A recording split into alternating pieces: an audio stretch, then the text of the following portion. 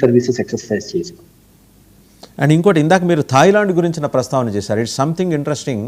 అంటే వాళ్ళతోటి థాయిలాండ్ తోటి మనకు వీ హ్యావ్ అన్ అండర్స్టాండింగ్ అండి, ఎంఓయూ. కరెక్ట్ ఉంది. ఆ మైత్రి ఎక్సైజ్ ఇప్పటిగా చాలా ఏళ్ళు పాతుంది. ఐ థింక్ మీరు if you take out the history, I think Maitri exercise కనీసం కాకపోతే 15 ఏళ్ళైనా కనీసం పాతది అవుతుంది.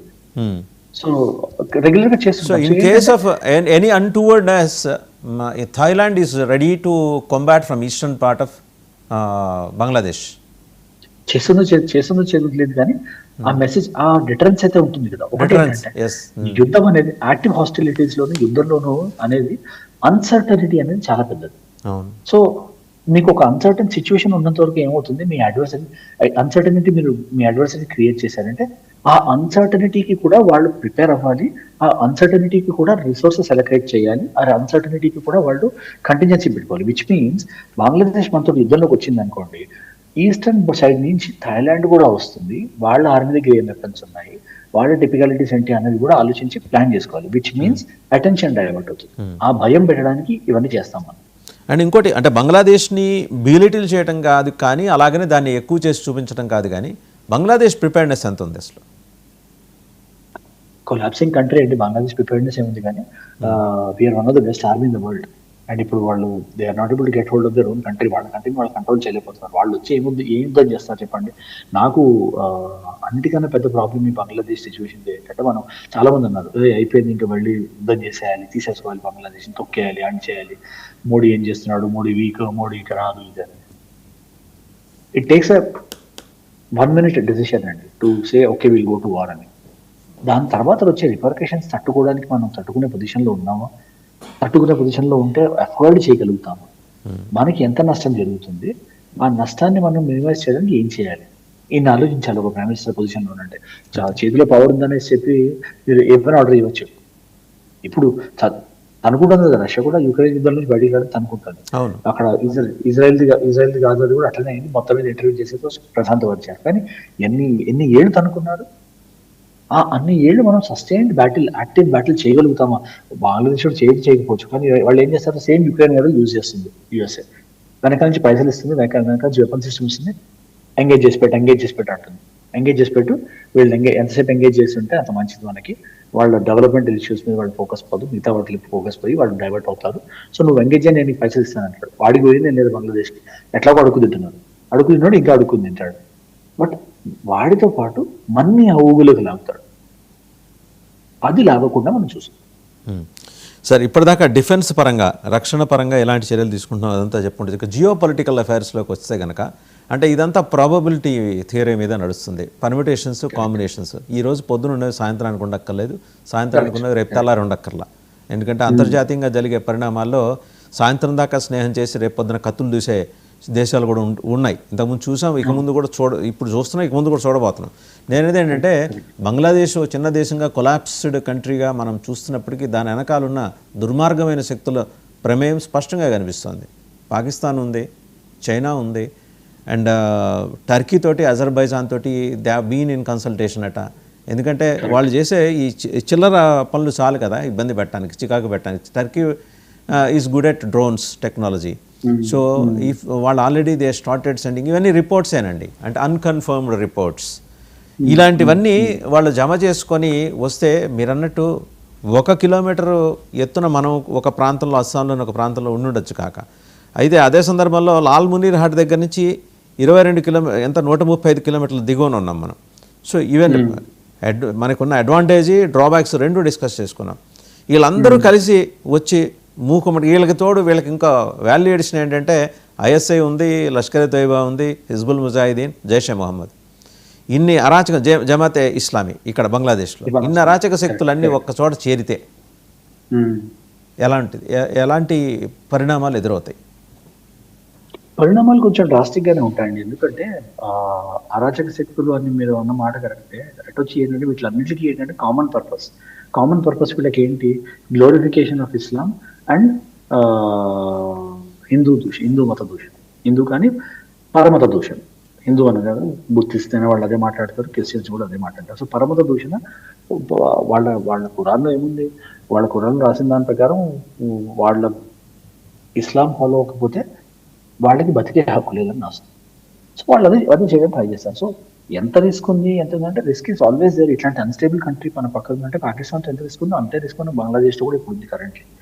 కానీ ఆ రిస్క్ని మనము ఎట్లా హ్యాండిల్ చేస్తున్నాము, డిప్లొమాటిక్ నెగోసియేషన్స్తో కానీ లేకపోతే పొలిటికల్ నెగోసియేషన్స్ కానీ ఎలా హ్యాండిల్ చేస్తున్నాం అనేది చాలా ఇంపార్టెంట్. సో అయితే ఆల్రెడీ మనం చూసింది ఏంటంటే వీళ్ళు మల్టిపుల్ ఇష్యూస్, ట్యాక్స్ పెంచేస్తాము మేము మీకు ఇవ్వము, బేసికలీ యాంటీ ఇండియా రిటారిక్ చాలా చేశాడు మొహమ్మద్ యూనస్ వచ్చినప్పటి నుంచి. ఎందుకు చేస్తున్నారు వాళ్ళు కూడా anti India?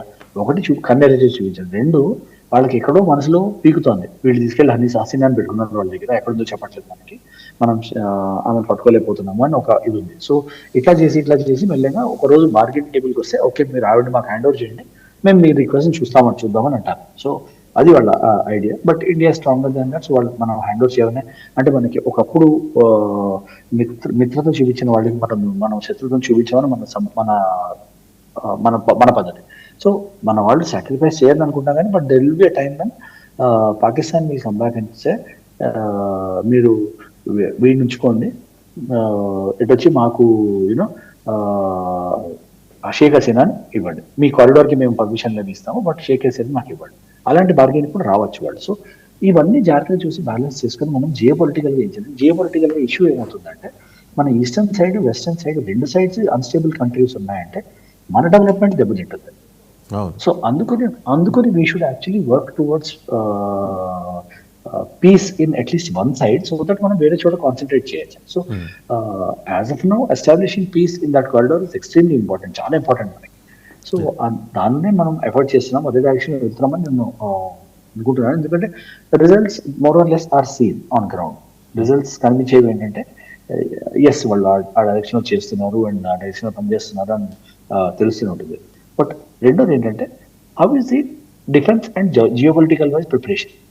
So geopolitical preparation ఏంటంటే మీరు లాజిస్టిక్ ఛానల్స్ ఎక్కడెక్కడ క్రియేట్ చేయాలని చూడాలి. యాజ్ పర్ జియోపాలిటిక్స్ మీరు ఎనిమీ వచ్చి కట్ ఆఫ్ చేసినా కూడా లాజిస్టిక్ ఫ్లో కట్ ఆఫ్ కాకుండా ఎక్కడెక్కడ మీరు డంప్స్ ప్లాన్ చేస్తారు, అమ్యునిషన్ డంప్స్ ఎక్కడ ప్లాన్ చేస్తారు, లాజిస్టిక్ డంప్స్ ఎక్కడ ప్లాన్ చేస్తారు, ఎట్లా సైకిల్ చేస్తారు, అవి కూడా ఐడియేషన్స్ జరుగుతున్నాయి బ్యాక్ ఎండ్. అవి సక్సెస్ఫుల్ అవుతాయా అవ్వవా, ఇంప్లిమెంట్ చేస్తారో లేదో తెలియదు కానీ డిస్కషన్స్ అయితే అవుతున్నాయి. సో డిస్కషన్స్ అవుతున్నాయి అంటే we are actually travelling in the right direction. Right.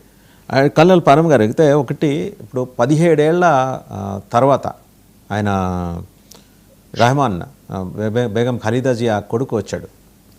ఆయన వచ్చిన తర్వాత is going to now lead that party. ఎందుకంటే Begum Khaleda Zia she's not well, she's almost in ICU the reports according to the reports. So he has to lead the party. ఇన్నేళ్ల నిర్బంధం తర్వాత ఆయన బయటికి వెళ్ళిపోవటం, లండన్కి వెళ్ళి మళ్ళీ అక్కడి నుంచి తిరిగి రావటం. ఈరోజు అంటే బంగ్లాదేశ్ నేషనలిస్ట్ పార్టీగా బీఎన్పీగా ఆయన వచ్చినప్పటికీ బేసిక్గా ఆయనకున్న ఫండమెంటలిజం నుంచి కొంత డైల్యూట్ అయ్యి లిబరల్గా ఉండే అవకాశం ఉందా? ఆయన్ని పిలిపించడం వెనక ఉందనే రిపోర్ట్స్ కూడా ఉన్నాయి. ఈ రిపోర్ట్స్ మాత్రమే, అన్కన్ఫర్మ్డ్ రిపోర్ట్స్. జనరల్గా ఇలాంటి స్పెక్యులేషన్ ఇంటర్నేషనల్ మార్కెట్స్లో ఈ జియోపొలిటికల్ అఫైర్స్ ఎక్స్పర్ట్స్ మాట్లాడుతూనే ఉంటారు, చేస్తూనే ఉంటారు. ఒకవేళ ఇది purely hypothetical, in case elections జరిగి మళ్ళీ షరతులు వర్తిస్తాయి. ఇక్కడ జరిగి అంటున్నాను, జరిగితే ఈ బీఎన్పీ గెలిస్తే మళ్ళీ ఇవన్నీ ప్రాబబిలిటీసే. వచ్చే గవర్నమెంట్ తోటి మనకి సత్సంబంధాలు ఉండే అవకాశాలు ఉన్నాయి. జమాతీ ఇస్లామీ ఒకవేళ పొరపాటున సంకీర్ణంలో గెలిచిందంటే మనకి రిలేషన్స్ బాగా స్ట్రెయిన్ అవుతాయనేది పెద్దలు చెప్తున్నమాట. అంటే ఓకే, సో రిలేషన్స్ స్ట్రెయిన్ అవడం లేదు, ఇప్పుడు రిలేషన్స్ లేవు యాక్చువల్లీ, నాన్ ఉంటే కదా స్ట్రెయిన్ అవడానికి. అది సో అతను వచ్చింది ఒక విధంగా హీఈస్ అంటే గొయ్య అంటే మీరు ఒకటి సెలెక్ట్ చేసుకోవాలి తప్పదు. అంటే ఏదో చూసుకుంటారు, గొయ్య తక్కువ ఉంటే గొయ్య తీసుకుంటారు, నువ్వు తక్కువ ఉంటే నువ్వే తీసుకుంటారు. సో అలాగే ఇప్పుడు ఉన్న వాళ్ళ డిస్పెన్సేషన్లో మొహమ్మద్ యూనుసా లేకపోతే ఇతను అంటే షేక్ హసీనా అంటే నాకు అనిపించి, నా ఎస్టిమేట్లో కూడా అనిపించి బిఎన్పిని మనము మెంటర్ చేస్తాం, ఇండియన్ ఏజెన్సీస్ కండిషన్ చేస్తున్నాయి. మీరు పవర్లోకి రండి, మేము మిమ్మల్ని సపోర్ట్ చేస్తాము, మేము మీకు ఎయిడ్స్ అవి కూడా ఇస్తాము, దాని తర్వాత మీకు సపోర్ట్ ఇంటర్నల్ బిజినెస్ కోసం సపోర్ట్ ఇస్తామని మాటలు నడుస్తుంది. సో ఆయన రాడికలే, ఆయన ఎక్స్ట్రీమిస్ట్ ఆయన కూడా. బట్ ఇటు వచ్చి ఏంటంటే ఆయన కొంచెం ప్రో ఇండియా ఉంటాడని నా ఉద్దేశం. ఆయన ప్రైమ్ మినిస్టర్ పవర్లోకి వచ్చాడు, కానీ మనం అబ్జర్వ్ చేయాల్సిన పాయింట్ ఏంటంటే ఆయన పవర్లోకి వచ్చినా కూడా ఆయన స్టేటస్ మాత్రం కీలు బొమ్మే. ఓకే, ఆ కీలు బొమ్మకి ఎంత ఫ్రీడమ్ ఉంటుంది, ఆడే ఫ్రీడమ్ ఎంత ఉంటుంది, ఎన్నిసార్లు చాలు ఇవ్వాలి, ఎక్కడ వదలాలి, ఎట్లాంటి గ్రౌండ్ వదిలేరు, అలాంటివన్నీ కూడా చాలా ఇంపార్టెంట్ ఉంది. అఖిల్ బొమ్మ ఎట్లా పెర్ఫామ్ చేస్తుంది. బట్ ఎటు నుంచి ఏంటంటే కొంచెం అఖిల్ బొమ్మ ఇండియా వైపు మొగ్గు చూపిస్తుంది. మొహమ్మద్ యూనిస్ వెళ్ళిపోయి అఖిల్ బొమ్మ వచ్చిందంటే అఖిల్ బొమ్మ ఇంకా కొంచెం ఇండియా వైపు మొగ్గు చూపిస్తుంది. దాని తర్వాత రిలేషన్స్ మనం ఎట్లా ఫార్వర్డ్ తీసుకెళ్తాము, మిగతా డీప్ స్టేట్ ఇన్వాల్వ్మెంట్ ఎట్లా అవుతుంది అనేది దాన్ని బట్టి కూడా అది డెడికేటెడ్గా తెలుస్తుంది. ఇంకొక హైపోథెటికల్ క్వశ్చన్ ఏంటంటే మనకు ఉన్న నేషనలిస్టులు అంటే బహుశా ఎక్కువ ఎక్స్పెక్ట్ చేయటమో లేకపోతే మరొకటో అనుకుంటే బంగ్లాదేశ్ మీద యుద్ధం చేసి కలిపేసుకోవాలి, పీఓకి పాకిస్తాన్ మీద యుద్ధం చేసి పీఓకిని, ఇవన్నీ ఇన్ని తలనొప్పులు నెత్తిన పెట్టుకోవాల్సిన అవసరం ఈరోజు మనకు ఉందా? అంటే మీరు ఇందాక అన్నారు ఒక దేశాన్ని నడిపించే ప్రధానమంత్రి లేకపోతే దేశాధ్యక్షుడు మల్టిపుల్ యాంగిల్స్లో ఆలోచన చేస్తారు.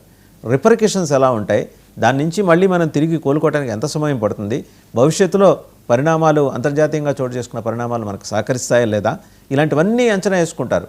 సో మల్టిపుల్ యాంగిల్స్ ఉన్నాయి, కేవలం డిఫెన్స్ ఒకటే కాదు, మల్టిపుల్ యాంగిల్స్. కరెక్ట్. సో అదే ఒక దేశాన్ని వెళ్ళి యుద్ధంలో ఓడించడము, ఒకవేళ 2 దేశాలే కొట్టుకుంటే పెద్ద కష్టతరమైనది ఏం కాదండి. బంగ్లాదేశ్ కంట్రీ ఇలాంటి కంట్రీని తొక్కేయచ్చు మనం. మయన్మార్ ఇన్యాక్టివ్ సపోర్ట్ ఉన్నా మన ఇప్పుడు వాళ్ళు దొరికిన సైనికులు కూడా ఏంటి మీకు support is from out side అని తెలుస్తుంది మీకు. సో మీకు ఎటువంటిదైనా కూడా మీకు ఆలోచించాల్సింది ఏంటంటే యుద్ధం చేసి గెలిచేయడం కాదు, వాళ్ళకి సపోర్ట్ ఎక్కడి నుంచి వస్తుంది, వాళ్ళ మోటివేషన్ ఏంటి, పర్మనెంట్ గా ఈ ఈ డిసీజ్ కోసం మందేంటి.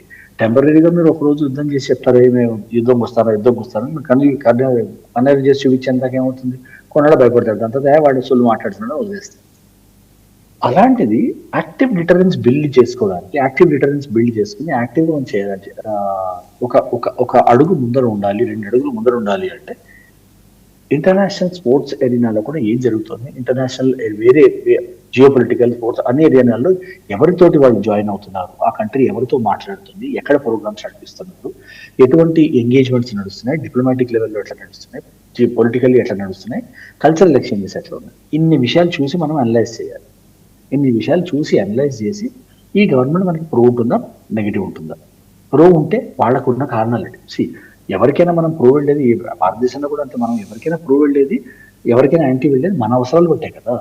ఏదో మీరు ఎప్పుడు చిన్నప్పుడు నన్ను లిబరేట్ చేశారంటే ఓకే థ్యాంక్ యూ, కానీ బిజినెస్ వైజ్ నాకేం ఇస్తాను అని అడుగుతారు, అంటే అది తప్పు కాదు. వాళ్ళు బిజినెస్ నడిపిస్తున్నారు, వాళ్ళది కూడా ఇది ఉంటుంది. సో ఎప్పుడో మేలు చేసామని మనతో అట్లానే మంచిగా ఉంటారు అనుకోవడం మాత్రం, అనుకుని తప్పు చేయడం మాత్రం పిచ్చితనం అవుతుంది మనకి. సో మనం జాగ్రత్త పడాల్సింది ఏంటంటే మన జియో పొలిటికల్ ఫెన్సింగ్ ఏదైతే ఉందో, మన జియో పొలిటికల్ బోర్డర్స్ ఏవైతే ఉన్నాయో వాటిని సేఫ్ గార్డ్ చేసుకుని అటువైపు నుంచి ఇన్ఫ్లక్స్ రాకుండా వచ్చేవాళ్ళు అట్నుంచి ఇటు నుంచి వెళ్ళే ఎక్స్చేంజెస్ కల్చరల్ ఎక్స్చేంజెస్ లెవెల్లో ఉంటే ఎంగేజ్మెంట్ ఉంది అంటే then you always have a channel మాట్లాడడానికి. ఇప్పుడు ఏమైంది, ఛానల్స్ అన్ని పోయాయి. మనం ఏమంటారు, మన ఎంబసీ మీద అటాక్ చేస్తే మనం ఒప్పుకోమంటారు. బంగ్లాదేశ్ ఏమంటుంది, మేము ఎందుకు మీ వాడు ఉన్నాడు, వాడు ఇట్లా బిహేవ్ చేస్తున్నాడు, వీడు అట్లా బిహేవ్ చేస్తున్నాడు, వాడు ఇట్లా బిహేవ్, ప్రతి ఒక్కరు ఇచ్చేది ఎక్స్క్యూజే. బట్ దెన్ ఆ ఎక్స్క్యూజ్ని బయట పెట్టి వేరియస్ పార్టీస్ ఇన్వాల్వ్ అయ్యి ఎక్కడ దాకా అగ్రిమెంట్లోకి వస్తాయి, ఎప్పుడు మనం ఎంగేజ్మెంట్ మొదలెడతాం అన్న మీద చాలా విషయాలు డిపెండ్ అవుతాయి. అండ్ ఇంకా 2 కన్సర్న్స్ ఉన్నాయి. ఒకటి, అసలు షేక్ హసీనా అక్కడ ఆమెని తొలగించడానికి ప్రధానమైన కారణం మనకి తెలుస్తుంది, when she was asked to hand over Saint Martin islands, she has denied. అది డీప్ స్టేట్కి కోపం వచ్చింది. సో డీప్ స్టేట్ కాన్స్పిరసీ వెంబడే జెన్జెడ్ రూపంలో అది ట్రాన్స్ఫార్మ్ అయింది. ఎవడో ఒక ఉగ్రవాది విద్యార్థి నాయకుడి నుంచి ఉగ్రవాదిగా ఎదిగిన తర్వాత ఈ ఎలక్షన్స్లో పోటీ చేయాలనుకుంటున్నాడు ఎవడో రోడ్డు మీదకి వచ్చాడు, కాల్పుల్లో వాడు చచ్చిపోయాడు. వాడిని చంపింది కూడా యూనస్ మహమ్మద్ అని, వాడి తమ్ముడు హాది తమ్ముడే అంటున్నాడు. సో వాళ్ళ అవసరాలకి వాళ్ళని అతన్ని తయారు చేసుకున్నారు, అవసరం తీరంగానే చంపేస్తున్నారు. మహాభారతంలో ఇలాంటి కథలు చాలా చూసాం, అవసరానికి వాడేసుకున్న తర్వాత చంపేయటం. అదే పాలసీ ఇతను యూనస్ మహమ్మద్ కూడా చేశాడు. ఇప్పుడు వాడి తర్వాత 2 ఇన్సిడెంట్స్ జరిగినాయి. ఒకటి, ఒక హిందూ యూత్ని తీసుకెళ్ళి చంపేసి చెట్టుకు కొట్టి ఆ చెట్టుకు కట్టి మళ్ళీ కాల్చడం, అలాంటిది నిన్న ఇంకోటి జరిగింది. Similar kind of incident. కొంత వేరియేషన్ ఉండొచ్చు సబ్జెక్ట్స్లో, బట్ అన్రెస్ట్ అగైన్స్ట్ హిందూస్ ఇది బాగా ప్రబలిపోయిన తర్వాత ఈ ఐలాండ్ ఐలాండ్లో తిష్టేయటానికి వాడికి కావాల్సిన కారణాలు అమెరికాకు ఉన్నాయి. దాని మీద చైనా కన్ను ఉంది, ఎందుకంటే ఇద్దరికి స్ట్రాటజిక్గా important to win over Hindu ocean, అదే హిందూ మహాసముద్రం, వామ్ వాటర్స్ ఉన్న 2 సముద్రాలు, అరేబియన్ సీ. సో ఈ క్రమంలో దాని మీద ఏమైనా ఒక నిర్ణయం తీసుకుని దాన్ని వాళ్ళకి అప్పచెప్పేసి సైలెంట్గా ఉండే అవకాశాలు ఏమైనా ఉన్నాయా? అది మనకి థ్రెట్ కదా రేపొద్దున. ఎస్ అలా ఉండదు. ఏంటంటే ఈ కన్సిడరేషన్స్ అన్ని అందుకే ఏమంటారంటే ఇంటర్నేషనల్ రిలేషన్స్లో ఎంగేజ్ అయి ఉన్న కంట్రీస్ అంటే కనీసం ఒక ఫ్రీక్వెన్సీ పెట్టుకుని డిప్లొమాటిక్ లెవెల్లో కానీ, మినిస్టరియల్ లెవెల్లో కానీ, పార్లమెంటరీ లెవెల్లో కానీ మీరు ఎంగేజ్ అయ్యి ఉన్నంత కాలం ఒక కంట్రీకి మేజర్ డిసగ్రిమెంట్స్ రావు. Only when you completely stop engaging, whether it is for tea, whether it is for coffee, whether it is for this for trade, whether it is for anything, engage అయ్యి ఉన్నంత కాలం ఏమీ లేదు. Diplomats ఇద్దరు కలిసి ఎంబసీలో కూర్చొని coffee తాగి ఓ 2 ఫోటోలు దించుకుని రావడం, అంతకన్నా వాళ్ళు ఏం మాట్లాడేది కూడా ఉండదు అప్పుడు. కానీ ఆ ఎంగేజ్మెంట్ చూసారు అనుకోండి, ఆ ఎంగేజ్మెంట్ వచ్చారు. ఈ కంట్రీ డిప్లొమాట్ మన అంబాసిడర్ తోటి ఇవాళ టీ బాండింగ్ కోసం కలిశాడు. ఇట్ కమ్స్ టు రెలవెన్స్ వస్తుంది రిలేషన్షిప్కి రెలవెన్స్ ఉన్నప్పుడు, రిలేషన్షిప్కి ఎంగేజ్మెంట్ ఉన్నప్పుడు మీకు హాని అనేది రాదు. ఎందుకంటే ఇద్దరికి వాళ్ళ కన్స్టెంట్స్ తెలుసు. ఆ కన్స్టెంట్స్లో ఎట్లా వర్క్ చేయాలి కంట్రీస్, ఎలా బెనిఫిషియల్గా ఉంటాయని వాళ్ళు ఆలోచించుకుని వాళ్ళు మాట్లాడతారు. Mostly these are diplomats are dictating national policy అని. సో ఎక్కడ దెబ్బ బెడిచిపోతుంది మనకి అంటే సడన్ గా యాంటీ ఇండియా వాయిసెస్ వచ్చి యూనో ఈ యుద్ధం ఈ మనకి అయింది, ఇండియానే జయించింది, ఇంత అయింది దేశానికి, ఇది ఇండియానే జయించింది, ఇండియా మన అంతర్గత వ్యవహారాల్లో చొరవ చేసుకుంటుంది, ఇండియాకి ఇంట్రెస్ట్ బంగ్లాదేశ్ ని పగలగొట్టడంలో ఉంది, అలాంటివన్నీ చేసి ఏం చేశారంటే ఇస్లామిక్ ఫ్రెండ్సీని బిల్డప్ చేశారు.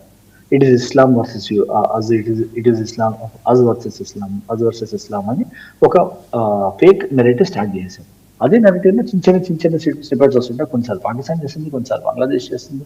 వాళ్ళు చేయించిందంటే యూఎస్ స్నిపెట్స్ పబ్లిష్ చేస్తూ ఉంటారు ఒకటి. సో మనం ఏమైనా ఎఫర్ట్ పెట్టినా కూడా ఇప్పుడు రోజుకి మూడు ఇష్యూస్ నేను తీసుకెళ్తున్నాను, రోజుకి 3 ఇష్యూస్ వాడు తీసుకొస్తున్నాడు. నేనేమో పాకిస్తాన్ మీద కంప్లైంట్ చేస్తున్నాను, వాడేమో ఏం లేదు ఇండియా వాడిని జస్ట్ కొంచెం ఇట్లా చేసుకుంటే చాలు, అంతకన్నా చేసేది. రెండిట్లో ఏమవుతుంది, ఒక ఇంటర్నేషనల్ పిటి అనేది క్రియేట్ అయిపోతుంది. వీళ్ళు కూడా ఎంగేజ్ చేస్తున్నారు అని. So also slowly as you go forward in middle ఏమవుతుంది అంటే ఇంటర్నేషనల్ రిలేషన్స్ లో యూ విల్ ఫైండ్ కి మనందరం కలిపి ఏమంటారు ఒక దృక్పథం ఏర్పరచుకుని ఆ దృక్పథం ప్రకారం ముందరికి వెళ్ళామనుకోండి, ప్రణాళికలు కూడా వాటి మీద డిజైన్ అవుతాయి. కానీ ఇక్కడ ఏమవుతుంది, ఇక్కడ మాట బంతి అనేది వదిలేసాం. మీరు ఇట్లా అన్నారా, మేము ఇట్లా అంటాం, అందరూ ప్రెస్లోకి వెళ్ళి అందరూ నోటికి వచ్చి మాట్లాడతారు. సో ఆ స్ట్రక్చర్డ్ అప్రోచ్ లేకపోవడం వల్ల అండ్ ఇట్లా కంట్రీస్ పవర్ చేంజ్ అయినప్పుడు అదే అవుతుంది, నార్మల్గా అదే అవుతుంది. ఈ వాళ్ళు ఏమైనా కూడా నువ్వు వాళ్ళతో మాట్లాడకూడదు, వాళ్ళు ఏమైనా కూడా నువ్వు వాళ్ళతో కోఆపరేట్ చేయకూడదు, వాళ్ళతో మాట్లాడకూడదు, వాళ్ళు డ్రైవ్ చేస్తుంటే వెళ్ళకూడదు, ఇన్ని ఉంటాయి వాళ్ళ ఇవి. సో ఆ మాట్లాడకూడదు అనే వాటిల్లోంచి మిస్అండర్స్టాండింగ్స్ వస్తాయి. డీప్ స్టేట్ లాంటి వాళ్ళు అడ్వాంటేజెస్ తీసుకొని మిస్ఇన్ఫర్మేషన్ క్యాంపెయిన్స్ ప్లాన్ చేస్తారు. మిస్ఇన్ఫర్మేషన్ క్యాంపెయిన్స్ ప్లాన్ చేసి వాడు అక్కడ చచ్చాడు కదా, ఇప్పుడు షరీఫ్ ఉస్మాన్ హాదీ చచ్చాడు, వాడిని చంపారు. వాడిని ఎవరు చంపారు అనేది నీ దేశం మధ్యలోకి వచ్చి ఎవడో దుండదు సార్, ఎవడు వెళ్ళాడు మనకు అనవసరం, కానీ నీ దేశం మధ్యలోకి వచ్చి నీ పొలిటీషియన్ని గుండెల్లో కొట్టి వెళ్ళిపోయాడు వాడు. నువ్వేం చేసావు కదా, సో నువ్వేం చేసావు, నీ సెక్యూరిటీ ఏజెన్సీస్ ఏం చేస్తున్నాయి, నీ ఇంటెలిజెన్స్ ఏజెన్సీస్ ఏం చేస్తున్నాయి. అక్కడ జరిగింది కాదు కూడా ఇండియన్ రాని చంపింది, ఈ మధ్య కామన్ నేరేజ్ చెప్పింది, ఇండియన్ రాని చంపింది. సరే ఓకే, ఒక నిమిషానికి ఒప్పుకుందాం, రాని వెళ్ళి చంపారు అని. నువ్వేం చేస్తున్నావు, నువ్వేం చేయట్లేదు కాబట్టి కదా నేను చేసింది. సో ఇవి కౌంటర్ బ్యాలెన్స్ చేసుకోవాలి. కౌంటర్ బ్యాలెన్స్ చేసుకుని ఎంగేజ్మెంట్ అనేది ఉండాలి. ఎంగేజ్మెంట్ నాకు తెలిసి బంగ్లాదేశ్ లో లోవర్ లెవెల్ ఎంగేజ్మెంట్ అవుతుంది, కానీ ఆ లెవెల్ ఆఫ్ అగ్రిమెంట్ రావట్లేదు. ఆ లెవెల్ వచ్చింది అంటే then relation will transit into more mature position, mature world. So even it is ఈనాడు కూడా బంగ్లాదేశ్ రాడికల్ కంట్రీ, ఇప్పుడు కూడా రాడికల్ కంట్రీ, కానీ ఎట్లా కంట్రోల్ అయింది, because there was a rational leader. అంటే స్ట్రైట్ గా ఆలోచించే ఒక లీడర్ ఉంటే ఇప్పటిదాకా. ఇప్పుడు ఆ లీడర్ లేకపోయేసరికి ఏమైంది, తల్లి అని బిడ్డల్లో అయిపోయారు వీళ్ళందరూ. రైట్. అయితే సెయింట్ మార్టిన్ ఐలాండ్స్ ఎందుకని అంత పట్టుదల యుఎస్ కానీ చైనాకి కానీ? Why they feel that it so strategic for them? ఏమున్నాయి అందులో? హిందూ మహాసముద్రంలో ప్రెజెన్స్ అండి. హిందూ మహాసముద్రం బై జాగ్రఫీ, హిందూ మహాసముద్రం ఇస్ డామినేటెడ్ బై ఇండియా. ఆ స్ట్రైట్ ఆఫ్ బలాకా దగ్గర నుంచి ఏదైతే బిజినెస్ అవుతుందో చైనా 90% ఇన్పుట్స్ ఇంపోర్ట్స్ ఆ షిప్ దారిలో అటు నుంచి వెళ్తాయి. ఇప్పుడు చైనాకి ఏంటి, భారత్తో యుద్ధం ఏంటంటే ఆ స్ట్రైట్ ఆఫ్ బలాకా మనం బ్లాక్ చేసామంటే 90% వాళ్ళ ఫ్యూల్ సప్లై స్టాప్ అయిపోతుంది. మీరు ఇమాజిన్ చేయండి ఎంత పెద్ద రిస్క్ చూడండి. ఇప్పుడు అక్కడ అది బ్లాక్ అయిపోయింది అంటే చైనా ఏం చేయాలి వాళ్ళ ట్రేడ్ కోసము? వాళ్ళు ఎక్కడ సౌదీ అరేబియా అనుకున్నా కూడా, లేకపోతే మిడిల్ ఈస్ట్ అనుకున్నప్పుడు వాళ్ళ ఆయిల్ మిడిల్ ఈస్ట్ నుంచి వస్తుంది అనుకున్నా కూడా, ఇప్పుడు వాళ్ళు అక్కడి నుంచి ఇండియా కింద నుంచి ఇండియా మహాసముద్రం నుంచి వచ్చి మయన్మార్కి వెళ్ళి మయన్మార్ నుంచి పైప్ లైన్ తీసుకెళ్ళిపోతున్నారు. అదే వాళ్ళు చేయాలంటే ప్రపంచాన్ని రెండో వైపు నుంచి అక్కడి నుంచి యూరోప్కి వెళ్ళి, యూరోప్ నుంచి అమెరికాకి వెళ్ళి, అమెరికా నుంచి చుట్టూ తిరిగి వచ్చి వాళ్ళ గ్యాస్ పైప్ తీసుకోవాలి. కానీ ఏమవుతుంది, amount of time which is being wasted. మీరు ఆల్టర్నేట్ యాక్సెస్ చేయడం పెద్ద ఇట్స్ ఇంజనీరింగ్ బ్యూటీ, చేయొచ్చు, చాలా సింపుల్ డిజైన్ చేయడం, ఆల్టర్నేట్ యాక్సెస్ చేయడం. మన అరుణాచల్ వైపు వాళ్ళు రూల్ చేస్తున్న స్టేట్ నుంచి రివర్స్ డైరెక్షన్ లో వెళ్ళి ఇల్లు కట్టడం చాలా ఈజీ, వెళ్ళి చేయడం చాలా ఈజీ. కానీ రూట్ వేసిన తర్వాత మీరు ఎంత లాజిస్టిక్ చైన్ స్ట్రెచ్ అవుతుంది. It will add almost 25 to 30 extra days of transit if they are traveling on the access. అన్ని గంటలు మీరు సఫర్ అవుతున్నారంటే అన్ని గంటలు మీ లాజిస్టిక్ చైన్ కూడా మీరు డిలే చేసుకున్నారు.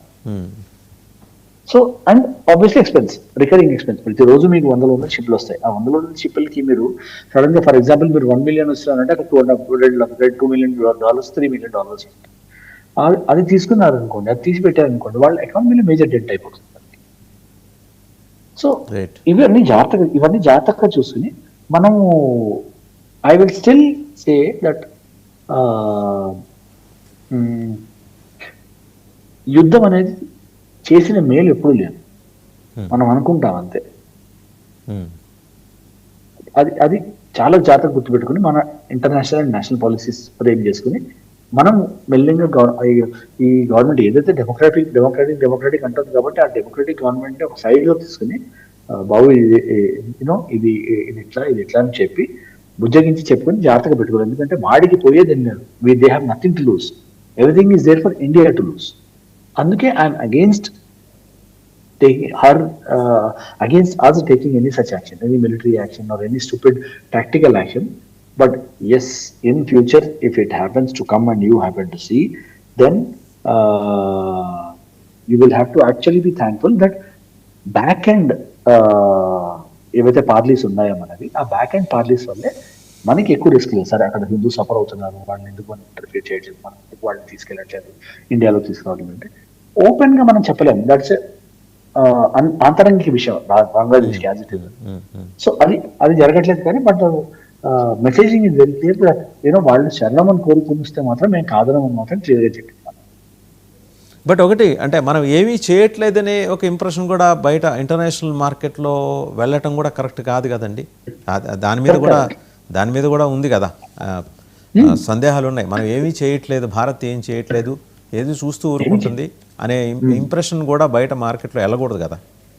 కరెక్ట్ వెళ్ళకూడదు అంటే, కానీ ఆ ఇంప్రెషన్ కన్నా రైట్ యాక్షన్ తీసుకుంటున్నామనే ఇంప్రెషన్ మనకి ఉండడం చాలా ఇంపార్టెంట్. ఆ నెరేటివ్ బిల్డింగ్ ఎక్కడ జరుగుతుంది? ఇప్పుడు కావాల్సింది అదే ఎగ్జాక్ట్లీ, ఆ నెరేటివ్ బిల్డింగ్ జరగట్లేదు కదా. దురదృష్టవశాత్తు వీ హ్యావ్ పొలిటికల్ పార్టీస్, సందర్భం ఉన్నా లేకపోయినా సరే గవర్నమెంట్ ఆఫ్ ఇండియా మీద, భారత ప్రభుత్వం మీద విషం కక్కే కొన్ని పొలిటికల్ పార్టీస్ ఇక్కడ ఉన్నాయి. ఎక్కడైనా మీరు వేరే దేశాలు చూడండి, ఆ మాటకు వస్తే బెంజమిన్ నెతన్యాహు ఆయనకు అపోజిషన్ లేదా అండి, but when it comes to the war వాళ్ళందరూ ఒకటవుతారు అక్కడ. అంతే. అటువంటిది మనకి లేకపోవటం వల్ల ఒక పాజిటివ్ నెరేటివ్ బిల్డింగ్ జరగట్లేదనే ఒక ఇంప్రెషన్ అయితే ఉందండి among the geo political affairs experts. అవునంటారా కాదంటారా? ఒక్కసారి మళ్ళీ రీఫ్రెష్ చేస్తారా మీరు అడిగిన క్వశ్చన్? ఇప్పుడు ఒక పాజిటివ్ నెరేటివ్ బిల్డింగ్ జరగకపోవటం వల్ల భారతదేశం ఏం చేయట్లేదనే ఒక తప్పుడు అభిప్రాయం బయటకు వెళ్తోంది. సో మనం ఏమి చేయట్లేదు అన్నదానికి సింపుల్ ఆన్సర్ ఏంటంటే, మనం ఏమి చేయొద్దు అనుకుంటే ఫోర్సెస్ మొబిలైజ్ చేయము, మనం ఏమి చేయొద్దు అనుకుంటే ఫోర్సెస్ ఎక్సర్సైజ్ ఆ టెరైన్ లో చేయము. ఎప్పుడు జరగంది ఆ టెరైన్ లో మనం ఫోర్సెస్ ఎక్సర్సైజ్ చేసాం.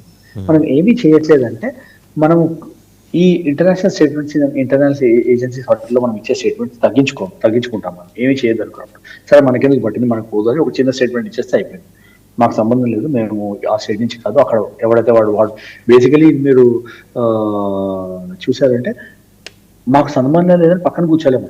మనం చేయాల్సిన యాక్షన్ మనం సైలెంట్గా తీసుకుంటూనే ఉన్నాం. ఆ యాక్షన్స్ వాల్యూ ఎంత డెలివర్ అవుతాయి అనేది history is judge to it.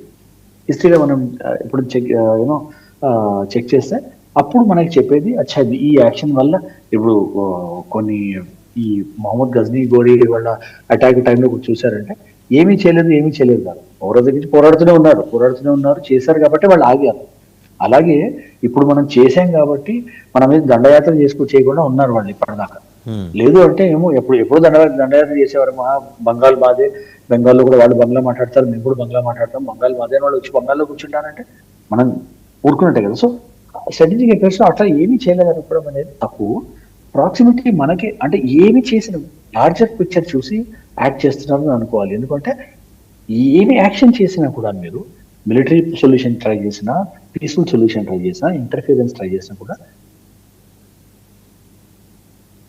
మీకు డైరెక్ట్ రామిఫికేషన్స్ ఉంటాయి, మీకు డైరెక్ట్ కాన్సిక్వెన్సెస్ ఉంటాయి, మీకు డైరెక్ట్ రిస్క్స్ ఉంటాయి.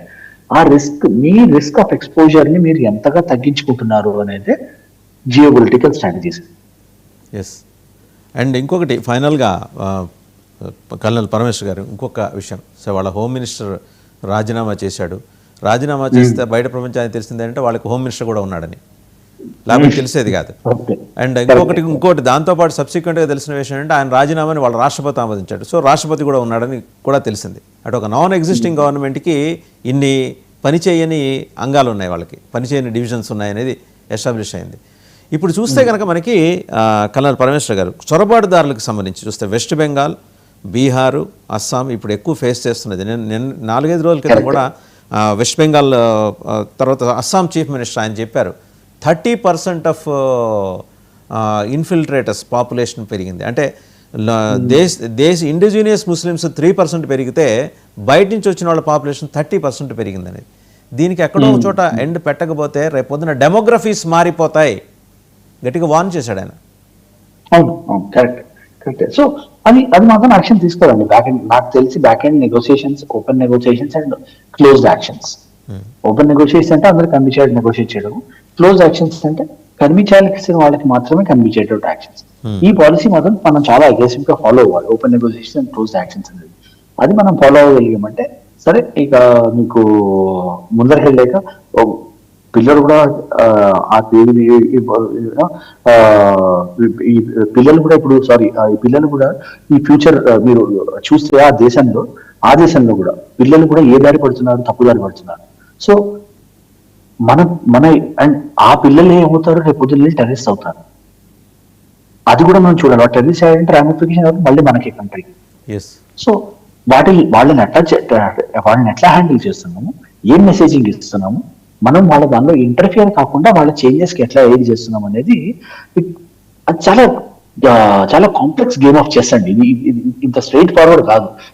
నువ్వు ఇది చేస్తే నేను ఇది చేస్తాను అనేది. సో చాలా జాగ్రత్తగా వెళ్ళి చాలా జాగ్రత్తగా మొదలుకొని 10 యాంగిల్స్ ఆలోచించి లాంగ్ టర్మ్ లో మనకి దేని వల్ల బెనిఫిట్ ఉంటుంది, భారతదేశానికి దేని వల్ల బెనిఫిట్ ఉంటుంది అనేది చూసి దాని తర్వాత ఇంప్లిమెంట్ చేయాల్సిన స్ట్రాటజీస్ అండి. అయితే ఒకటి మీరు చూసుంటారు గడిచిన 15-20 రోజులుగా లేదా 4 రోజులుగా చూస్తే హకీంపూర్ వెస్ట్ బెంగాల్ ఆ బార్డర్ నుంచి, బంగ్లాదేశ్ బార్డర్ నుంచి ఇప్పటిదాకా 40 లక్షల మంది వెళ్ళిపోయారు. ఎలాంటి అడ్రస్ లేని జనాభా అంతా వెనక్కి వెళ్ళిపోయింది. అంటే ఒక మెసేజ్ అయితే ఈసారి భారతదేశం చాలా బలంగా ఇచ్చింది. అక్రమ చొరబాటుదారులు ఉంటే 10 ఏళ్ల జైలు శిక్ష, జరిమానాలు వాళ్ళు ఎలా కట్టలేరు. కానీ ఈ జైలు శిక్ష అనుభవించిన అది కూడా మనకి కొత్త దరిద్రమే. వాళ్ళందరినీ జైల్లోకి తోసి వాళ్ళకి తిండి తిప్పలు ఈ వ్యవహారాలను చూడాలి. మొత్తానికి ఏదో ఒక భయం అయితే చొరబాటుదారులకు పట్టుకుంది, బయటికి వెళ్ళిపోతున్నారు. ఇది అంటే డెమోగ్రఫీస్ మారిపోతాయని నాట్ ఓన్లీ హిమంత్ బిశ్వ శర్మ చాలా రోజులుగా ఈ అబ్జర్వేషన్ ఉంది. బట్ ఆయన he has taken it up in a right time and in right manner. Correct అండి. హిమంత్ బిశ్వ శర్మ ఎప్పటి నుంచి ఉంటున్నాడు, నా అస్సాంలోకి వీళ్ళు వచ్చి వీళ్ళకి రైట్ లేదు, వీళ్ళకి ఉండేది, కానీ వాళ్ళు ఇక్కడ వచ్చి అన్ని హక్కులు తీసుకుని బతుకుతున్నారు. అలాగే బెంగాల్లో కూడా వచ్చి వాళ్ళు ఓటర్ ఐడీలు, ఆధార్ కార్డులు తీసుకున్నారు. రాగానే వాళ్ళకి ఓటర్ ఐడీలు, ఆధార్ కార్డు ఇస్తారు. ఇస్తే ఏంటి, గవర్నమెంట్ కి ఉన్న కరెంట్ డిస్పెన్సేషన్ వాళ్ళు ఓటు కుడతారు, ఓటు హక్కు కుడుతుంది.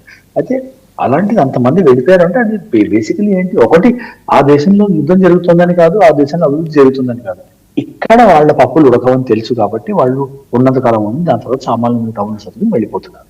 సో దాన్ని మనం పుష్ ఇవ్వాలి. అండ్ వీ షుడ్ ఇదే ఆపర్చునిటీగా తీసుకుని మొత్తం అంతా పుష్ చేసి పడలేదు ఐడియల్గా. అలా జరిగిందంటే then we have benefit. Otherwise ఏమవుతుంది, ఒక హ్యుమానిటేరియన్ క్రైసిస్ అవుతుంది ఇట్లాంటి ఇన్సిడెంట్స్ అయినప్పుడు. ఆ హ్యుమానిటేరియన్ క్రైసిస్ అనేది హెవీలీ పాపులేటెడ్ కంట్రీస్ కి ఎప్పుడు మంచిది కాదు, because those are the worst kind of crisis. So humanitarian crisis కాకుండా మనం ఎట్లా ఎంగేజ్ చేసుకోవాలి, వాళ్ళ క్రిటికల్ రిసోర్సెస్ ఎవరు అవుతున్నారు వాడిని ప్రాపర్ దారిలో ఎలా పెట్టాలి, అవన్నీ మనం బ్యాలెన్స్ చేసుకుని జియో పాలిటిక్స్ లో you have rightly touched the point అండి. సుప్రీంకోర్టు చెప్పింది ఇదేం ధర్మశాల కాదు భారతదేశం, బయట నుంచి వచ్చిన వాళ్ళందరికీ ఇది వాళ్ళకి ఆహారం పెట్టడం కోసం అని చెప్పేసి. సో ఒక మేజర్ కొహెసివ్ అట్మాస్ఫియర్ అయితే ప్రివైల్ అయింది, భారతదేశం ఒక తాటి మీదకి వస్తుంది, ఈరోజు చొరబాటుదారుల్ని పంపించి తీరాల్సిందే అనే అభిప్రాయానికి. సో ఇది భవిష్యత్తులో మనకి టెన్షన్స్ని ఈజ్ చేసే అవకాశం ఉందనుకుంటున్నారా? సర్టన్లీ అండి. అంటే మీకు ఏకదాటిగా ఇవే రిజల్ట్స్ ఉంటాయని చెప్పడం కష్టం ఇట్లాంటి. But then certainly we are progressing in the right direction, right kind of steps are being taken, and చాలా పేషెంట్ గా చాలా మెచ్యూరిటీతో మనం ఈ సిచ్యువేషన్ హ్యాండిల్ చేస్తున్నాం మాత్రం క్లియర్ గా చెప్పొచ్చండి. Right. Thank you colonel Parameshwar garu, thank you very much. అంటే దాదాపు 360 degreesలో మొత్తం మన సరిహద్దుల్లో ఉన్న అంశాలకు సంబంధించిన సమగ్ర విశ్లేషణ అందించారు. Let's hope so. అంటే యుద్ధం జరగకుండా ఉండాలనే కోరుకుందాం. ఒక యుద్ధ వీరుడిగా మీరు కూడా అదే అభిప్రాయాన్ని వ్యక్తం చేస్తున్నారంటే రెండు వైపులా నష్టాలు రెండు వైపులా ఉంటాయి, కోలుకోవటానికి సమయం వ్యవధి కూడా చాలా ఎక్కువ కాలం ఉంటుంది. సో అటువంటి పరిస్థితులు తలెత్తకుండా